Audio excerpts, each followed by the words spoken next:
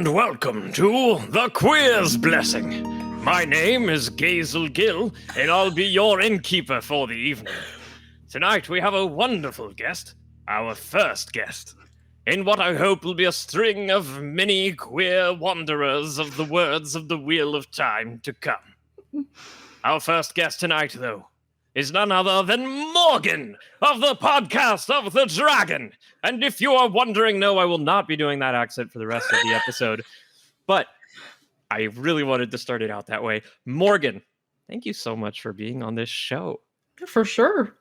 I love how many people were like, yes, let's make that silly podcast idea a thing. Mm-hmm. And I'm so happy that includes like legit ass podcasters like yourself.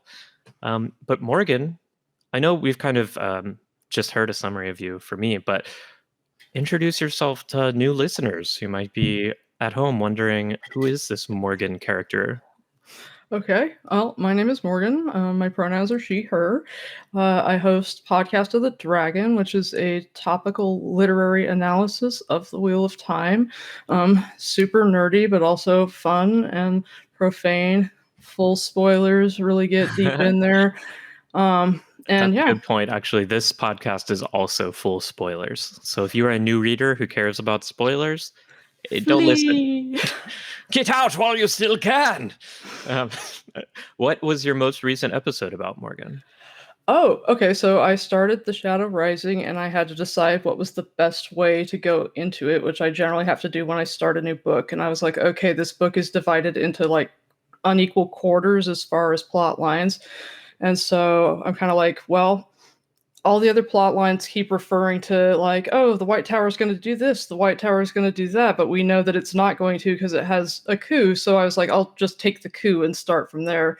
So I just finished doing like a deep dive into everything that happened with the coup, which is partly a character study of Elida, but it's like all of it, basically all like tower falling related fuckery. So That's what I did. Yeah. That's a great topic. I find Elida really fascinating increasingly as I go through my rereads. Like, obviously, my first time through the series, when I was a young teenage boy, I was like, oh, I should introduce myself. Hello, I'm not Gazel Gill. I'm Sarah Kaplan. I am one half of Maidens of the Spear. I am at Spear Maidens on Twitter, and I'm a queer. I am many varieties of queer. Most notably, I am a tran, and I am a mostly homo-amorous, pansexual tran at that. A trans woman, I use she, her pronouns, and this is The Queer's Blessing. This is a brand new podcast where I interview other queer fans of the Wheel of Time because I noticed that when I posted my video, Trandall Thor, Queer Demigod, how Randall Thor is a trans femme allegory, on the Wheel of Time subreddit, some of the reception wasn't very good. And I was like, fuck that shit. There needs to be more queer Wheel of Time content. And that's what we're doing today. But I got myself off topic. Elida. Right. Yeah, yes, Elida. As I get through my rereads, as a young teenager, I was like, obviously, like, Elida sucks. I hate Elida. And there's many ways in which Elida continues to suck to this very day. But what I love about Elida as a character is that she's not a dark friend. Mm-hmm.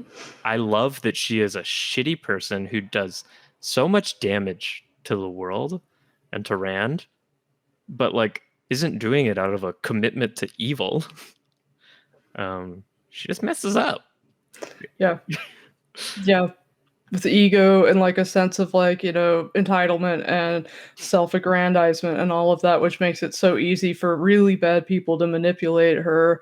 Yeah. It's fun to explore her sense of entitlement and it's her sense of superiority over Swan and all of that kind of stuff to see where she, because it's like if you really look at when the tower falls, it's like they barely find out that the dragon is reborn. So it's like, are they really having this schism because of the dragon, or is it just that it's been waiting for an excuse, and he's just like the final reason, so it's just Yeah. interesting to look at, like, her anger and her ambition, and just she's interesting, and she's scary, and just kind of yeah.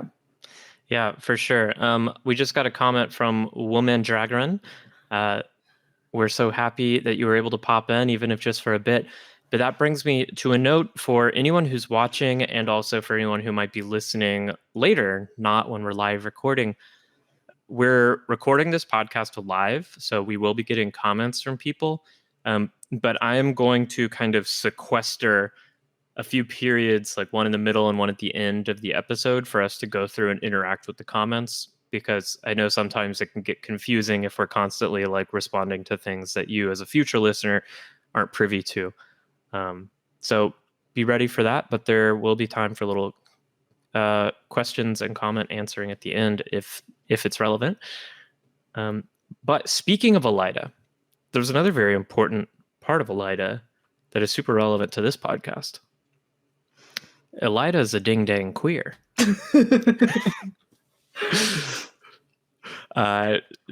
Yeah, she like mentions in one of her POVs, she talks about like one of the other sisters, and she's like, I wonder if she's trying to restart, our pillow friendship. Yeah, the Saladar like ferret that gets set up there, Maidani. Yeah. Yeah, exactly. Yeah. She's like, yeah, I always feel so sorry for her because she's stuck in a rock and a hard place between trying to like seduce Elida and can't get out because she's like sworn on the oath rod to all of the Black Aja hunters, which is sort of like, yeah. Yeah, she is in a fucking shitty position. Oh yeah. Oh, it's awful. But so Morgan, this is a brand new podcast that is, as of yet, like its form is still very uncrystallized. I have a few guiding questions that I want to ask you. Okay. That like anything that comes up where you're like, I want to just go talk about this tangent, you're more than welcome to. But my first question is just like basic. How did you first find the Wheel of Time? What's your history reading the Wheel of Time? Your Wheel of Time story. Okay, well, the Wheel of Time was the most disappointing Christmas present that I ever got. I was 14. No. It was the day after Christmas. It was 1991, and my mom came to me and she was like, I forgot to give you one of your Christmas presents. And I got this like swoop of excitement because I truly believed that she had decided to hold on to my Nintendo an extra day and give it to me so it would just be that much bigger of a surprise. And so I was so excited. And then she handed me this paperback book with these like cheesy fantasy figures on horseback, and I looked at it and I was just like, are you fucking kidding me? And I was just so disappointed, just bitterly, 14-year-old brat. And like, I looked at it and I was like, oh, great. It's like a Tolkien ripoff book. And so I went upstairs and I threw it on my nightstand and I left it there for a year. And then the following Christmas break, I was bored. And so I started reading it. And I think I had tried to read the prologue once, but yeah, it didn't make it through. And then so I read it in my boredom. And I always tell people, if you can get through chapter 5, get through Winter Night, you'll be hooked. Yeah, for sure. So that is my journey from bitterly disappointing Christmas present to, podcast and, friends, how you learn to make friends as an adult when you're an introvert and all of that kind of stuff. And I didn't even know that it was a part of a series because I had a first edition. And because I was, young and naive, and because he's so good at point of view that I was literally just lost in Rand's story. So I didn't even know what was happening. I was literally just kind of like, this is a mystery. Wasn't thinking about the dragon or anything. So I had the ending spoiled for me because I was walking through the store one day and I saw this book called The Dragon Reborn. And I was like, no. I've heard what a Dragon Reborn is. What's that? And I pull off the shelf. I look at the back and it's Rand al'Thor's The Dragon Reborn. And I'm like, what? So Oh no. and so I was like, oh, okay, you know, and I'm not, yeah, I don't really care too much about spoilers, so it wasn't like I was, you know, destroyed. I felt kind of dumb and surprised. And so I got the Great Hunt, you know, I got the Dragon Reborn, and I read those, and then I got to the end of the Dragon Reborn, and I was very puzzled by the lackluster last battle. I was just kind of like, this is kind of, you know, what a letdown. This isn't very cool. And then Moraine's like, you know, this wasn't the last battle. That wasn't the dark one. And I'm like, okay. So I went to the library and I, you know, Robert Jordan, The Wheel of Time. And, you know, this was like pre-internet, like, you know, and they had a copy of The Shadow Rising, and I was just like, okay. So I had this one last book, and I got to read those just over and over again for about 9 months until The Fires of Heaven came out, and then that was how I started waiting for books, and then I just read over and over. And so it sounds like you're definitely a rereader. Oh yeah. How many times would you say you've? I know it's tough because you've been doing rereads as books come out. Mm-hmm. Altogether, though, on average, how many times would you say you've read the series? I probably read the first book at least 50 times. As we get later on, like the Sanderson books, I've read about 6 times, including like audiobook listen throughs. Yeah. But you know, the middle books probably like 9, 10, 11, 20, 25 times, you know, but it's just like, yeah, lots. That's freaking That's incredible. why I'm not allowed to play at trivia. Oh, So. That's awesome. Dang. I love that that's your story because it's very similar to mine. Uh-huh. I also received The Eye of the World as a gift from my mother when I was 14 and also was disappointed and was like, Psh, Mom, you know, like I had just finished all the Discworld books and I was like, Mom, you don't know anything about fantasy. Like, I'm not going to read this trash. Look at the cover. The man's like 3 times larger than the woman. But also like later picked it up and then obviously it's been a lifelong love. So another question, which you please feel free to tell me you're not comfortable answering. What flavor of queer are you? What, Neapolitan? I don't know. Neapolitan life. I love it.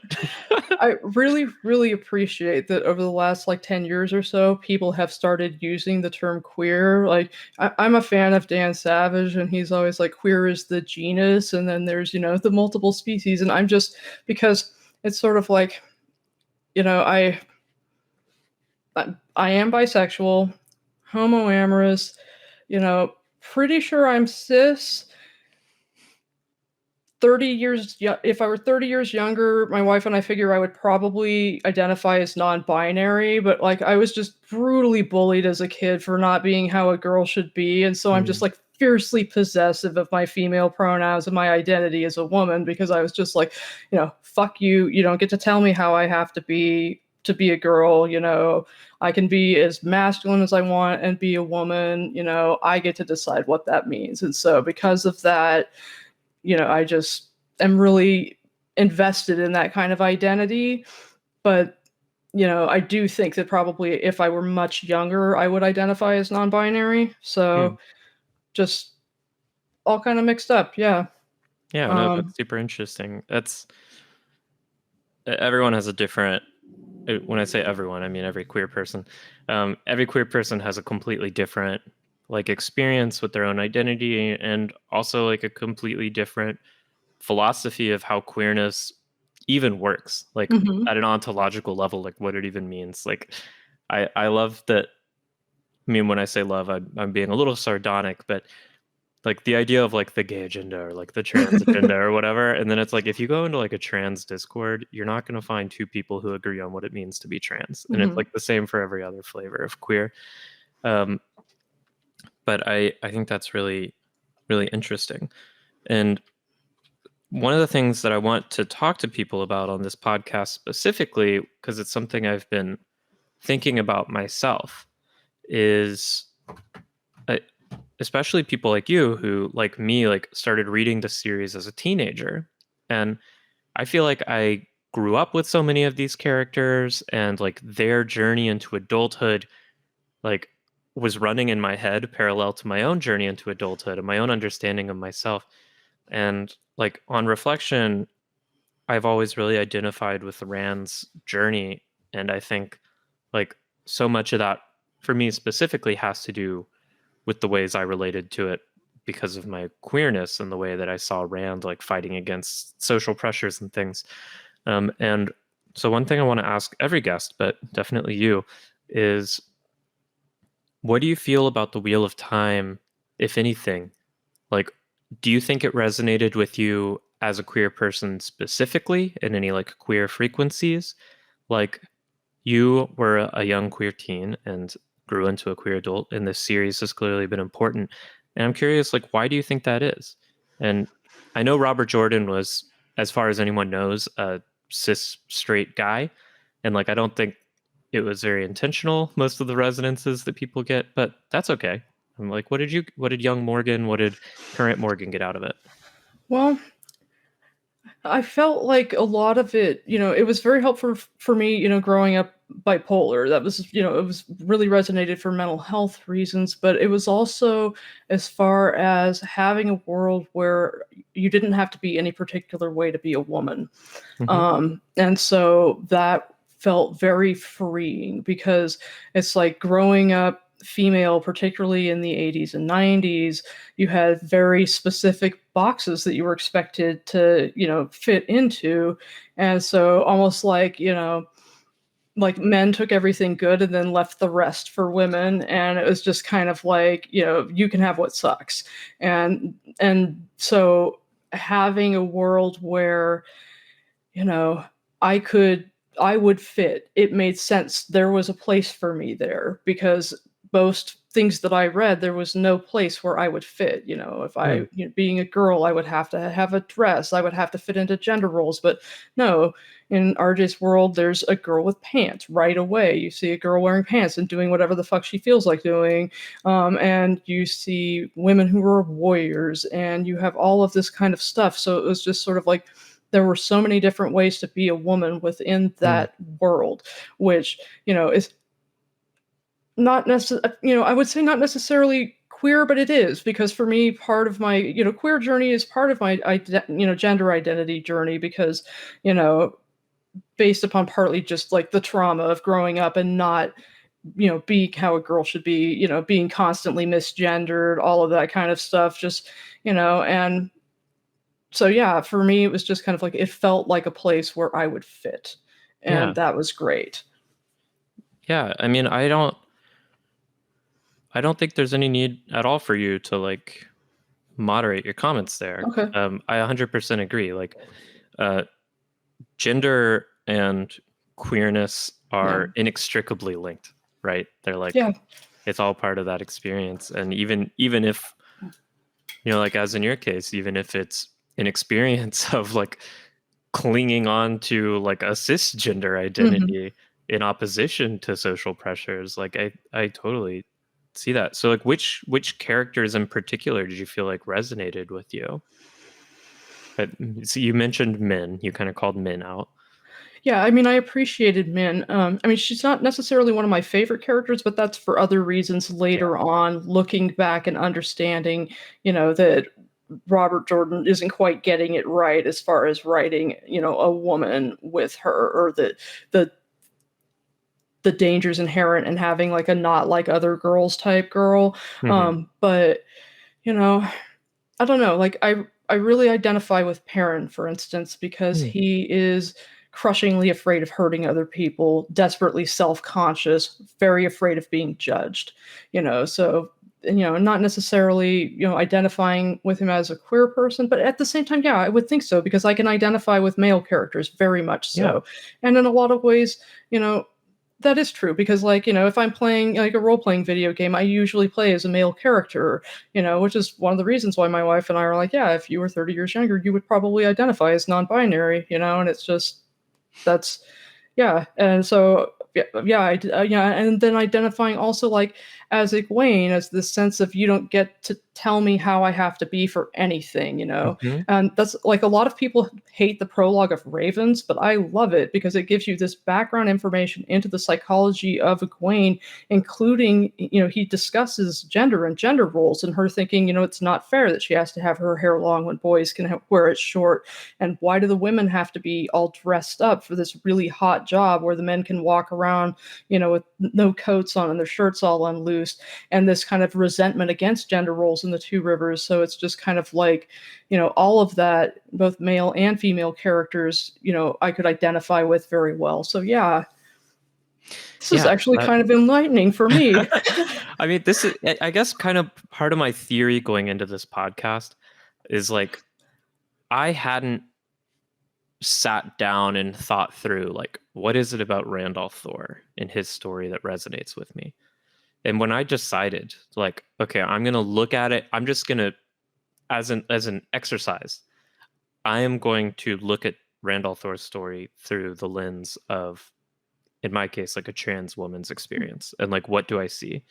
And I think, like, my thesis going into this podcast is that every queer person who loves these books is getting something out of them that has to do with something that resonates with themselves and their identity. And like, when you call out like Perrin, for example, it makes so much sense to me that, first of all, someone who identifies with Perrin on all just like the interpersonal levels, of course that makes sense. It's similar. And it also makes sense to me that like a younger teenage woman and queer woman who is like feels themselves vibing with more like things that are traditionally considered masculine, of course, would relate to a masculine character as well. I also think, though, Perrin's story is one of, I think it's an extremely homosexual story. It is, Perrin's story is one of like fighting against your own animal instincts and appetites. And when you start looking at that as a parallel for like sexual appetites, I think Perrin makes a ton of sense as a gay character. Like, he has this thing inside him that he thinks no one else will understand. It makes him some sort of monstrosity. It will make him inevitably, oh God, I don't know where my phone is, and it's ringing. 1 second. You're fine. That was the other Maiden of the Spear, Mary Lou Kolbenschlag, responding to an earlier missed call from me. But yeah, like that's kind of my thesis. Like, I'm curious, like, which characters do people relate to, and then I want to interrogate, like, why do you think that is? Okay. And but Perrin makes a lot of sense to me. I know like Lesby Nerdy made a whole video about like Perrin as gay allegory. Mm-hmm. And I don't want to like, I'm not trying to turn any of these into like simple single direct relationships, right? Like, I don't want to like reduce at all the other ways that you expressed that you related to Perrin. I just find it very interesting. No, it really is. It really is. And it's eye-opening too, because it was just sort of like, you know, being, you know, I'm 44, so it's like, you know, part of the struggle with that, you know, and being like, you know, a late stage Gen Xer is, you know, you're raised so much in a world that's binary and trying to like deconstruct things. And so, yeah, I was just sort of like, you know, what characters did I identify with? And then thinking, you know, that I, you know, have to make that be like a binary thing, like, oh, they related to me as a woman or everything, and then have to remind myself, no, Morgan, you know that you would probably identify as non-binary if you were younger, you know, at the age that you are now, you're comfortable identifying as a woman, but that, you know, what does that even mean for you? What is, you know, and so having to like break all that down and just kind of, you know, so the it's helpful to honestly look at that and be like, okay, yeah, I identify with Perrin, and yeah, I identify with Rand a lot too, more for his mental health issues and just his sense of like, you know, isolation and stuff. But yeah, just yeah, Perrin is so concerned with like, yeah, being judged. I feel like his fear of judgment is one of the things that I identify the hardest with. And yeah, whether it's fear of judgment because people are going to know, that he can talk to wolves, or know that, part of him, that animalistic part of him, and then think things about him that, he's afraid of them thinking, or just, judging him for being clumsy, or they think that he's dumb because he has a very logic and methodical way of thinking, and just all of those kinds of things that, people are self-conscious about. Yeah. So No, I really love Perrin as a character. I think RJ did a really good job of establishing Rand, Matt, and Perrin as these kind of three very different archetypes of people, and showing like different ways in which they interact with the world and struggle in the world and struggle in like accepting their role in the world. And I I related a lot more to Perrin when I was younger, for sure. I was like, Perrin makes a ton of sense to me.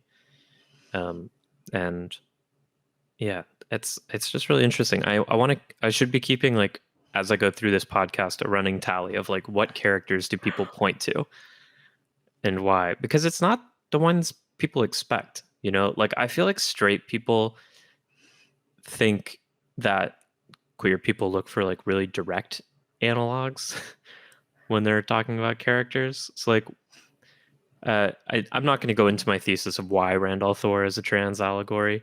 I made a whole video about that. Anyone can go watch it if they I'll want watch to. it, yeah. But when I shared the video on Reddit, I had a bunch of comments who were like, that doesn't make sense. Like, you need to pick someone who's more like kind of obviously a trans story, right? Like, people were like, you should have made this video about Fail because she like rejects her gender norms and she struggles with gender expectations. And I'm like, it's not about like, that's not what it's about.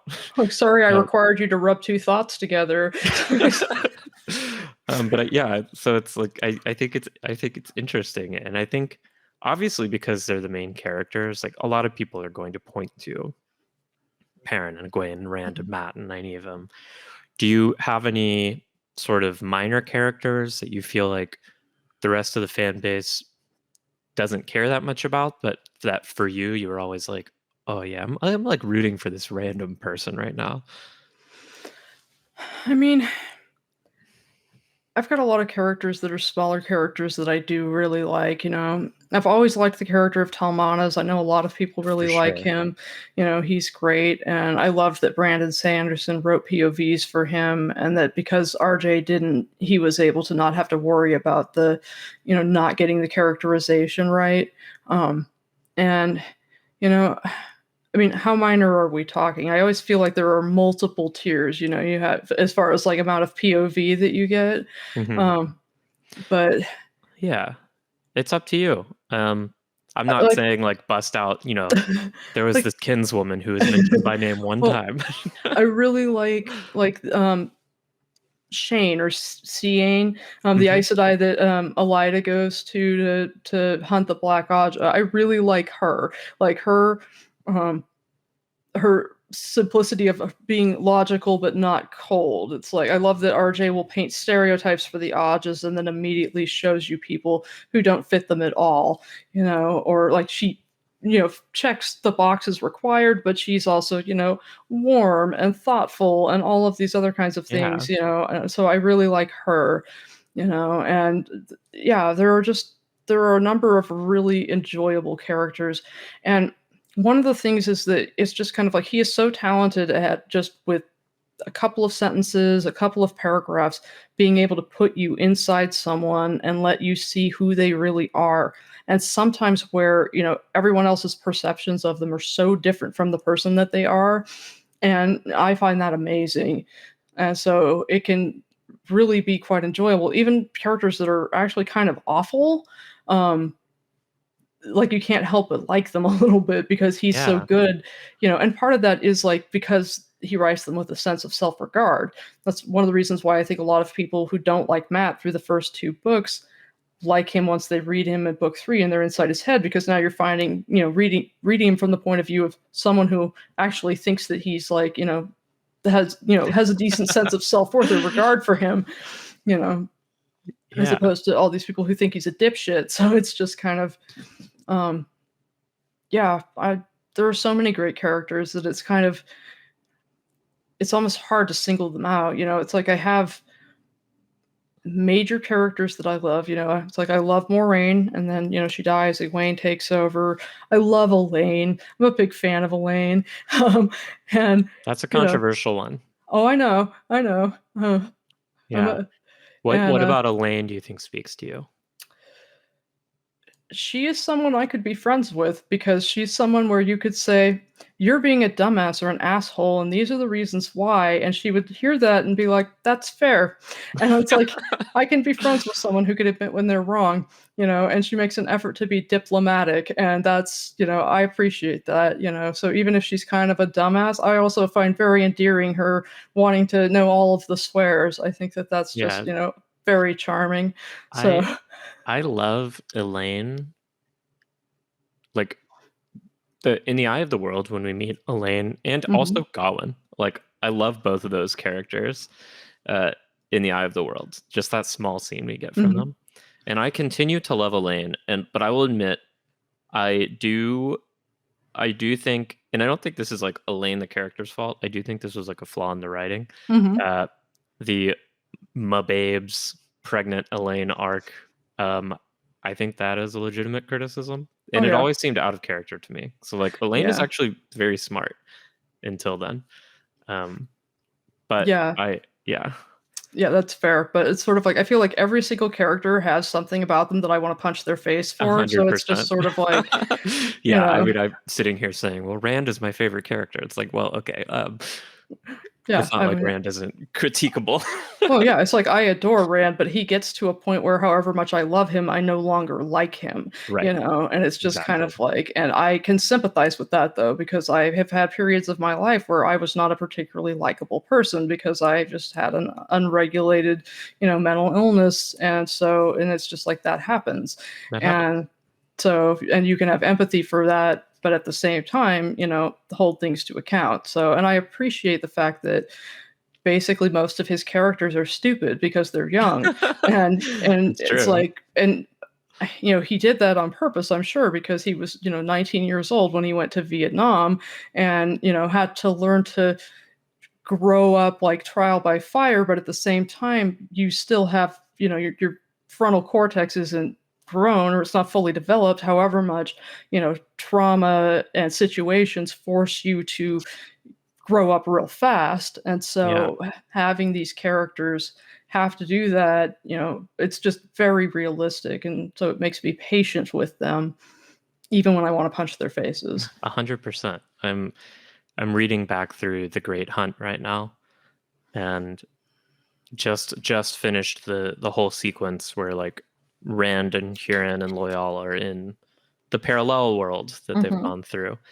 And yeah, like that's exactly what that whole section is. It's like Rand being like, oh shit, I have no idea what the fuck I'm doing, but like Huron needs me to be a lord right now, and I guess okay, I'll pretend. And then like that's just all life's a stage, right? Yeah. But because Morgan, because you mentioned Talmanes, our next question of the night: who are your favorite queer headcanons? Okay. There are a number of like canon queer characters. Right. And those are welcome too, but also just the ones where you're like, freaking Rodel Iturralde is like totally gay for that king he grew up with. Okay, well, yeah, totally Talmanes, and I think that he and Darred, like once Matt kind of breaks down the lines of class and everything a little bit and forces Talmanes to stop being such a, snooty noble, that he begins to see more and more like, Darred, with those scars, handles that pike really well, Yeah, he does. Really like that. I think that Ingtar and Agilmar too. Lord Agilmar, he's not married. He lives with his sister in the keep. Obviously all down for the Matt is pansexual. Sure. I think Aram was bisexual and really had a thing Hmm. for Perrin, and it was one of his many struggles that he had because he was like jealous of his attention, could accept, okay, he's with Fagil, but then was just like, yeah, had all kinds of unhealthy coping mechanisms. Hmm. Lady Dylan, I wonder about her. Yeah. She's unmarried. You never hear about her having, any kind of family line or anything like that. What about Basil Gill? Basil Gill, there's a reason this is the queer's blessing. I think Basil Gill totally gives off very like queer vibes to me. I And also, oh, go ahead. I was gonna say like I just wanted to like pause for a moment and recognize for any potential listeners, like it's really tempting, I know, for a lot of especially like gay, bi, pan people, when they see characters whose relationships are never made explicit, to Mm-hmm. be like, oh yeah, they're gay. Just want to take pause, open a little space in my own instincts to make everyone gay, to recognize, Basil Gill could 100% be totally ace. Maybe Basil Yes. Gill is just happy doing his thing. Yeah. Yeah. And that's one of the things I'm hoping for the show, especially, is to have good ace representation.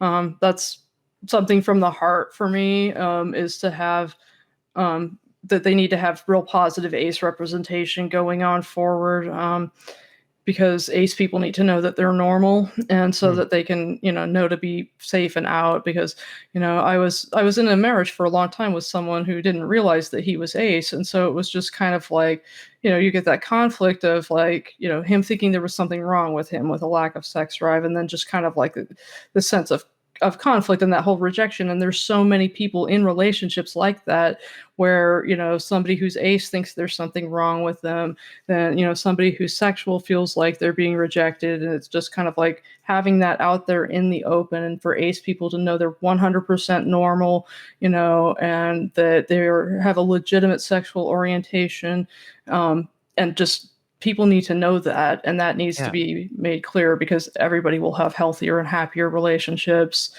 um, so I'm really Yeah. hoping, I feel like a Shamiel is ace. Ooh. Yeah. I like And that. I like that take on Ishamil. I always headcanon to Shamil is very gay for Luz Theron, oh yeah. but I also like him as an ace character. Like I was about to say, like I totally agree. Like I want this. I know people are like, oh, but it's not canon. The show needs to stick with what's been established in the books or whatever. And I'm just like, what? Who the fuck cares? Make everyone queer. I love like lesbian pirate Bail Doman. That's like one I've seen going around queer spaces. I haven't seen that. I'm fucking obsessed with lesbian pirate Bail Okay, I've got Doman. to Google that. But it doesn't exist anywhere. It's just like seen it amongst other Oh, queer okay. fans. I what I really want is like a super like fucking badass ace character. Mm-hmm. Because I feel like the ace representation I have seen in media, while it's getting better, is like Todd from BoJack Horseman, and like Mm-hmm. characters who are kind of like, for lack of a better word, they're kind of like weirdos. Weird, Um, sad, depressed, like that kind of yeah, stuff. Yeah. or they're like dweebish or something. Mm-hmm. And I'm like, fuck that. I want some like fucking like badass, like Uno, he's like Yeah. chopping Trollocs, but like totally ace and like Mm-hmm. proud of it. Yeah, 100%. Yeah, it needs a really positive representation. It's so important. Um, you know, because it's just, yeah, so many people think that there's something wrong with them, and it's just not okay. And then they get in relationships with people, and then it's just heartache, so much heartache, Yeah. and it's not cool. So yeah, I feel like that's a great idea, is just to have awesome ace people, like I thought for a while that I wouldn't mind them having Egwene be ace in the show, but I Mm. feel like it's a poor I don't want it I to be someone who dies, because I feel like that's Yeah. poor precedent. Well, I think that's okay though. Like characters die, and Egwene Yeah. has like probably the best death scene in the books. Oh yeah. I Yeah. mean, definitely. There There aren't aren't that enough many. deaths. Yeah. Yeah. I want I more deaths too. 100% see Egwene as ace. Yeah. She is like my main headcanon for an ace Mhm. character. I think like Egwene is like, and I know a few I have some very like close ace people in my life, and it's not like they're incapable of having sex if it's like the moment is right for some Mhm. of them. Everyone has their own different experience. But what I like about Egwene is like she does have that one explicitly sexual like kind of moment in the books when she happens upon Gawain's like sex dream about her, and she's like, okay, like I'll indulge in this. I'm curious, Mhm. but like she's definitely like aromantic, right? Like Seems like it. or like very barely romantic. Like her true love is the White Tower. Yeah, she's got a job to do. Yeah. And it's like, yeah, yeah, I hate that relationship. It's one of the reasons why I feel like, I feel like her character arc is the best, but I feel like Nynaeve is the best written character because there's Mm, like some issues of characterization with Egwene, and there yeah. are several places where her characterization like doesn't quite hit the mark, and part of that is like the relationship with Gowan, because it's like people need to have flaws, obviously, but I felt like that was not just a flaw, but kind of like a mischaracterization. Yeah, like I agree with you. My generous interpretation through this like ace lens is she's not really into Gawain. She understands Gawain is useful, and but also like she is someone who is subject to the social expectations of her time, which is that people have relationships. Yeah. Even Aes Sedai, like not that they have to, but I I think her romance with Gawain is Egwene falling prey to social expectation and personal expectation. I mean, she remains a young woman. Hmm. Like she's like still like what, a teenager when she dies? She 19 or 20. Yeah. Yeah, Um about 19. but like I think it's like pretty significant that Gawain doesn't share a bed with her. He stands outside her room guarding her. Um they're Yeah, not like a couple. they're married for like 1 day, so it's like I don't even know if they get one trip to the bone zone before they both die. So it's Yeah. just like, yeah, Yeah, and then yeah. her whole relationship with Rand, I mean, it's like very funny to me. It's like we're promised, we love each other, but also like okay. But yeah, could you? I've like the first chapter basically indicates he's like, I don't think she's that into me. She confuses me. Yeah. Yeah. And I'm really interested to see what they do with that in this show. Who are there any other characters that either you like headcanon yourself as queer when you read the books or would love to see queered in the show? Well, one of the headcanons that I have are the two hunters for the horn that are like wounded that fought Gaul and his friend Lord Orban and Lord Gan, Hmm. because the one of them comes down the stairs and he's like his wounds are paining him. So it's like, I mean, it doesn't say that they're like in the same room together or whatever, but I can totally see them being just like these, Yeah. two guys who are off being hunters for the horn together, but are a couple, because I don't know. I think that that's kind of an amusing headcanon just because, it's like, why not? Yeah, why That's not? I love that one. And I mean, like, I'm sure you're familiar with the quote, but like Robert Jordan, when asked about the lack of gay characters in his books, was like, there are lots of gay characters in my books. I just was never really in their POV, or it was never mhm, relevant. So like I didn't mention it because in this world, like um his theory was, I think it was more like this idealized world where being gay or lesbian or bi wasn't something that had to be worth mentioning. Like it was just kind of accepted. I just read a old blog post from the 13th mhm. Depository that James Stark tweeted out recently, where Robert Jordan said, like, yeah, I think like a third to one half of Aes Sedai are either bisexual or lesbian. Right. Um, Yeah. and it's like, I think it was a different understanding of how representation worked, where he was going for more of just like, it's accepted. Whereas now people are like, it can't just be accepted. Like, we need to see it. Well, yeah, and it was a different time too. Uh-huh. It was a different time. And I know a lot of people like, you know, a lot of people are troubled by the idea of pillow friends because they don't, they find the idea of, women going to a place and then being cloistered with other women. And then it's like, oh, they're going to have sex with other women because there aren't men available. And that doesn't happen. But I went to a women's college and I know 100% that it does. Um, Yeah, I It mean, there's Wellesley girls means something for a reason, right? Like, Yeah, it's I was at Smith and they called them bugs, which was bisexual until graduation, and it was like, but back oh god, then too, it's just sort of like a person gets to identify as they like. So like nowadays we're very much an understanding of more being sexually fluid, and so more people are just yeah, I'm bisexual, whether they're a tiny slice of the pie is hmm bi or a much larger slice of the pie or whatever.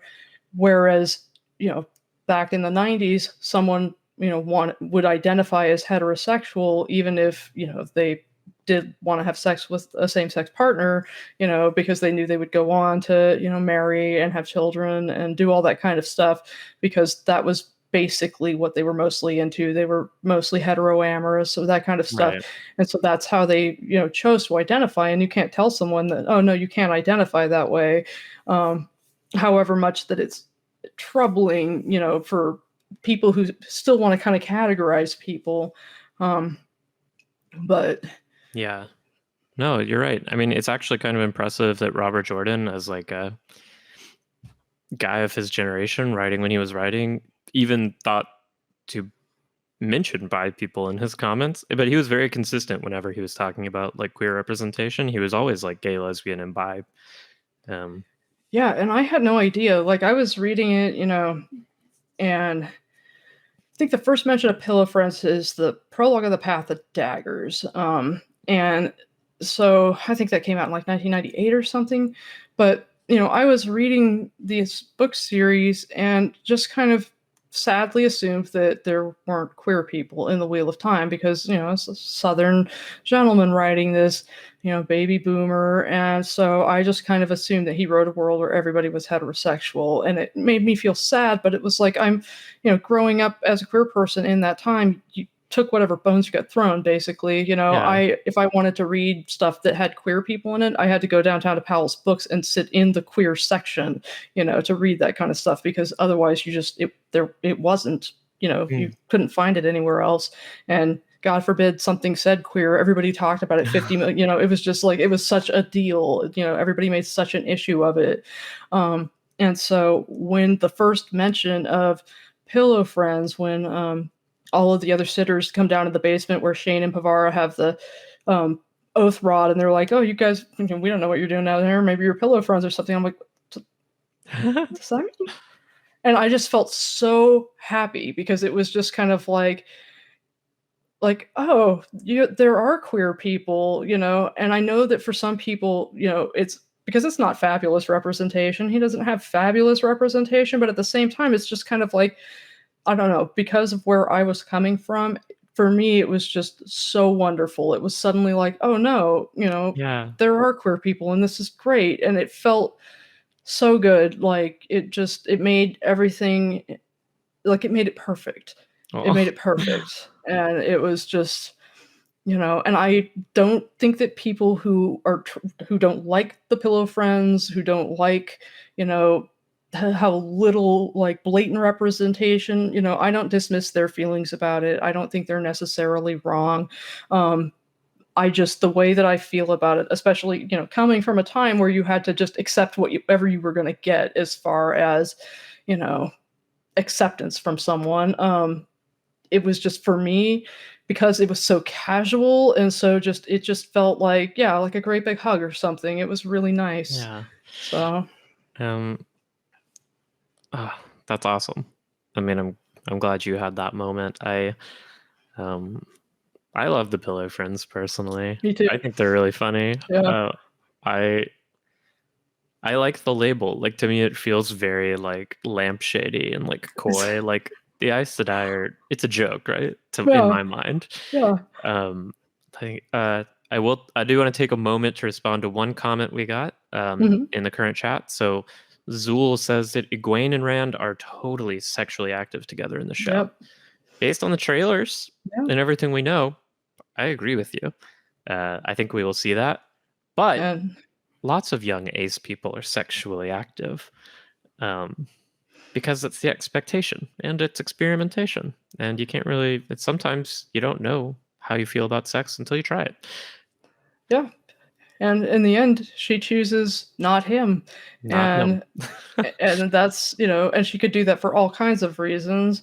But yeah, I'm so glad. Like, one of my biggest like was, please let them be sluttier in the show, because half of the stupid decisions they make seem to be because they're not slutty enough. Oh. So I was just kind of like, well, okay, what? Just I'm putting you on the spot here. Give me one. well, I mean, first of all, like, being with Gowan, it was like, if Egwene had done the smart thing when she got called to come to Saladar to be the Amerlin seat, she would have just been like, "That was fun, bye," and that would have been intelligent. Yeah, that's. You mean the idea that like it has to be a more serious Why does it? Yeah, relationship? it has to mean something. It has to mean something. And I was young and naive and fairly demisexual at one point in my life, so it wasn't until I was older that I was capable of being sluttier, and I Sure. get it. So, but at the same time, it's just kind of like, especially when the world's gonna end, it's like everybody makes dumb choices because you want to be with someone, and I get it, but Okay. yeah. Speaking of, I won't say dumb choice, but controversial pairing. What are your thoughts on the Moiraine Tom relationship? I think that Moraine should stay dead.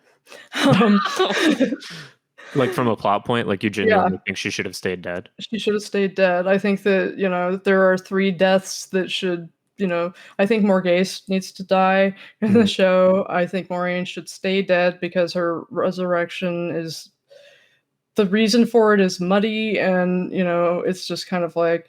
And then, I don't know, I find Rand living on to be kind of strange and kind of ghoulish at the same time, because he's basically like, riding off in stolen property and never asking where it came from, and it's just kind of like a little creepy. But yeah. I hadn't considered that Moradin had to have originally gotten that body from somewhere. Yeah, that's some poor guy's body, and I guess I just assumed, the Dark One could create bodies, but oh, I don't. no. No, he steals them. They steal them from, borderland raids. Yeah, so that's some poor dude who. He's just some guy. Yeah, some guy. And Rand's just like, yep. I did make a big deal in my Trandall Thor video about the fact that Rand's happy ending is literally ending up in a new body. Uh-huh. The Rand survival is definitely cheesy. I was okay with it purely because I'm like, you know what, Rand, I want him to be happy. Is it justified? Barely.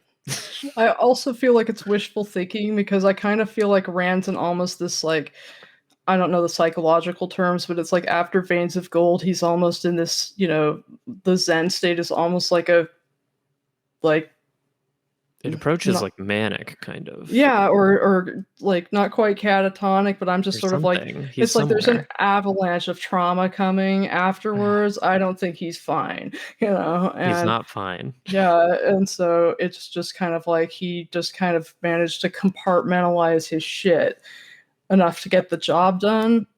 I think it's like he's definitely not fine. Yeah. And this isn't something I've sat and actively thought through, but like as you say that, I'm like, you're 100% right. Like Zin Rand, as much as I love Zin Rand as this like kind of demigod of just like dark friends are like my eyes. I mean, I freaking love reading about Zin Rand. But you're right. Like that is a state that it's not like, it's not an error in storytelling or characterization. It happens all the time where people like kind of delude themselves, where they'll have this epiphany moment after going, from coming out of a depression or going through a bunch of trauma. And like there are a lot of people who have this like kind of epiphany of like this enlightenment moment and be like, I'm cured. I'm no longer mentally ill. I'm no longer traumatized. And then like when it inevitably sets back in later, it's like all the more crushing. Yeah, yeah. And And I then they're had, like, oh, sorry, go ahead. oh, no, I please. was gonna say, and then they're like, I don't need to take my meds anymore. And it's just Mhm. like, no, no. That's not what that means. Zool says that she's cool with Morghese dying and we could talk her into Moraine staying dead, but we have to leave Rand alone. Rand needs a happy ending. If the show wants to come up with a more elegant way to justify Rand surviving, I would be okay with that. I do think, like, when I read Memory of Light, I was like, okay, I'm okay with the consequence. I'm okay with the ending because I love Rand, but like, really, that's how he gets out of here? Honestly, my thing with the pipe, I just assumed that he actually did die and he's in Tel Riyadh. So, Oh, that's a fascinating take on it. but My understanding of the pipe was just like through his engagement with the Dark One, he had, I mean, mine's the standard interpretation. mhm. Like he had gained whatever consciousness of the nature of the pattern itself that now he could directly manipulate it.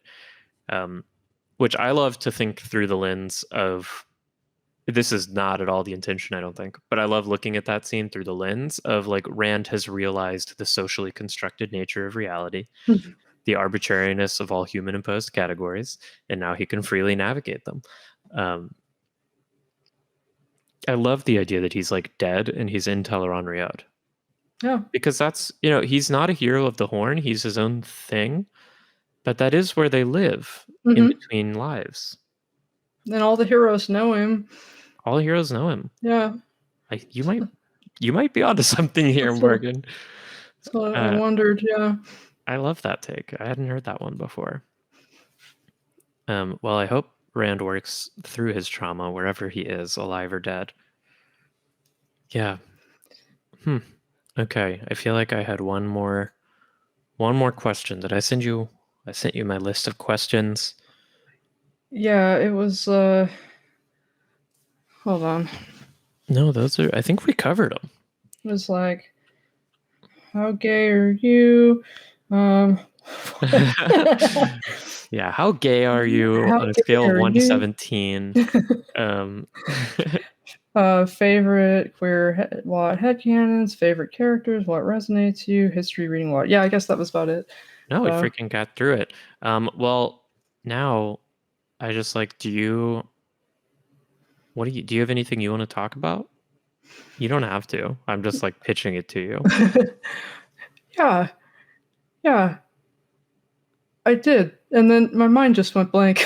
Oh no, we were talking about Rand. We were talking about Rand. We were talking about Teleron Riyadh. We were talking about other characters. I've got, I'm excited about the show. So I'm happy to talk about the show at this point if you're interested. Just Yeah, sure. because Let's talk show. so many people I hear complaining about so many changes, which makes me want to beat my head against the wall because I feel like you could not have picked something that was better designed to translate into film because he, took this idea of, I learned there's a literary term for it, the whole legends fade to myth and never come again. It's called intertextuality. So it's everything that gets retold. There's blatant intertextuality, like James Joyce's Ulysses, which is a deliberate retelling of the story of the Odyssey. And then there's that's deliberate intertextuality, and then there's latent intertextuality, which is just everything, all of the stories being just interwoven and retold and everything like that. And so doing it on this deliberate level, he created this thing so that basically almost anything could go. And I'm kind of like, if you think about it, and if this is the next turning of the wheel, it's like the entire, continent could be different, because if the breaking of the world happens again, then why would it be in the same shape? Could be different people, like everything. There's so much room for things to change. So I love, because I'm such a logic minded person, like hardcore white Aja. I'm just kind of like, there's everything kind of fits into little spaces where I'm like, that works and that works and that works for all of this canon, which just leaves me so much room to be wowed by the choices that they make. Yeah. So I think there are, so I'm not quite as like fully open-minded as you are, I think. I am definitely on the train that inevitably a book to film adaptation requires changes. And also a series written when it was being made into a TV show now when this one's being made also requires changes for like the sake of representation and things like that.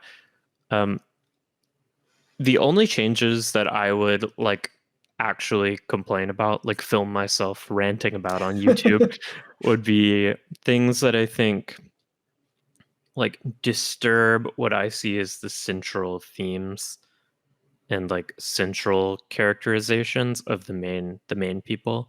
Mm-hmm. Like,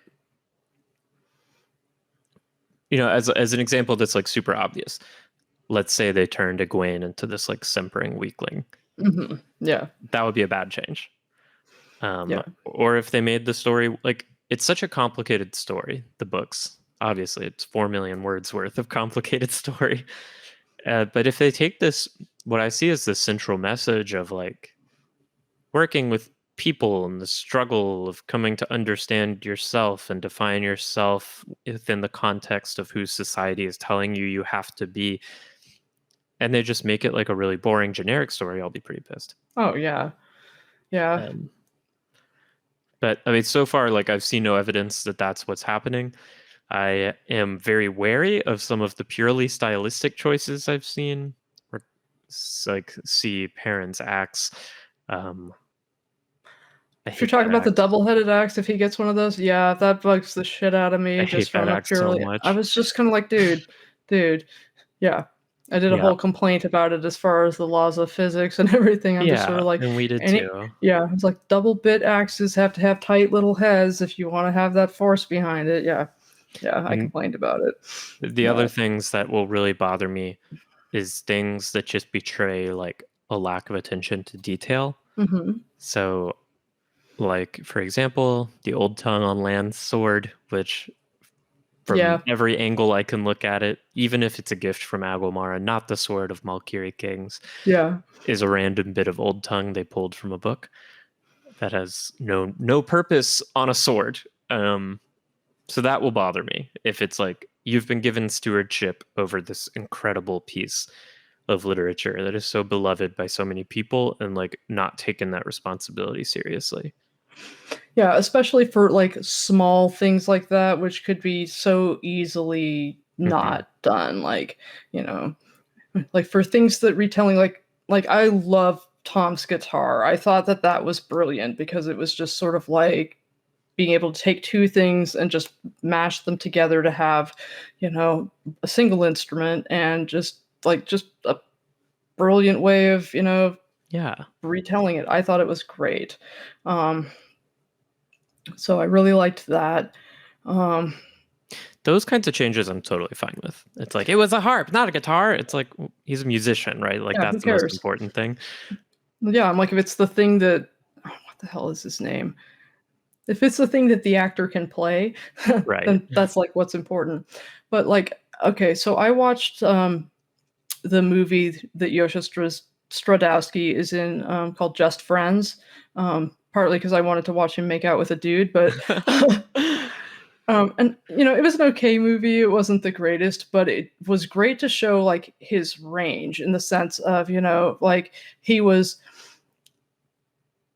you know, he seemed like young, sweet, you know, like charming, well-meaning, innocent, but then he would have these moments where he was just frustrated and angry, and you could just see that kind of like, you know, anger and tension and everything inside him, where you were like, he can play someone who has like serious rage issues and all of that kind of stuff. And I was like, I was there. Yeah, Alexandra, I can't pronounce that.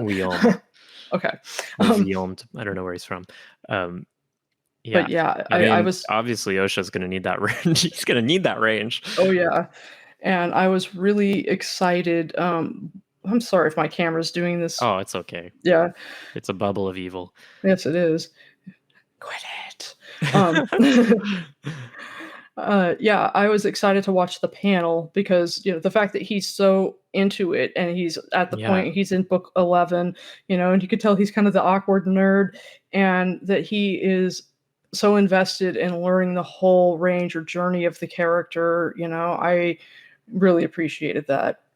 Yeah. So I think he will do a very good job because you can just kind of see that he can show like just depths of emotion inside Rand and be able to be so, cute and sweet and smiley. And at the same time, he will be able to have just like a temper and you'll be able to see it. So Yeah, that'll be that's. cool.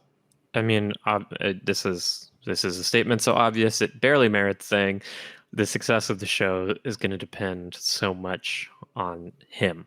Hmm. You know, even though it does seem like they are like moving away from this being Rand's story, at least in the eye of the world. I think they're trying to like to fake the viewers out into thinking like the boys are minor characters. Hmm. Zool says that the old tongue on land's sword burns her buns. It is so stupid. There is no logical reason for it. You are in agreement with me, which means Yeah. you're right. Because as Morgan said earlier in our little pre-show conversation, the point of having a podcast is to give yourself a venue where people can't disagree with you. And Morgan, you're not wrong about that. Yeah, I mean, I don't mind hearing other opinions, but it's kind of like, people who get like, froth at the mouth and are like, you're wrong, arguing with people on whatever. It's just like, why are you here? It's like go start your own show or a blog or something and express your opinion somewhere else. You don't need to be shouting at other people, I love talking to people about the Wheel of Time, obviously. I don't like doing it I don't like doing it on Twitter and I don't like doing it on Reddit, where you are like limited to small messages that are not accompanied by any sense of a real person behind them, and can so easily be misunderstood because it's like it's a 4 million word book. Things are nuanced. Hello, Bard of the Red Hand, and welcome. Hi, Vance. Yes, but that's why, like Twitter, I limit myself pretty strictly to like just making the dumbest shit, and just memes and jokes. But then I like coming onto platforms like this and podcasts and YouTube videos to have actual discussions about the Wheel of Time. And speaking of actual discussions about the Wheel of Time, I have loved having this actual discussion about the Wheel of Time with you, Morgan. This is your final bully pulpit. You have your own podcast, so you have solidly no need of this on this podcast. But I'm going to give you the final word on the Wheel of Time.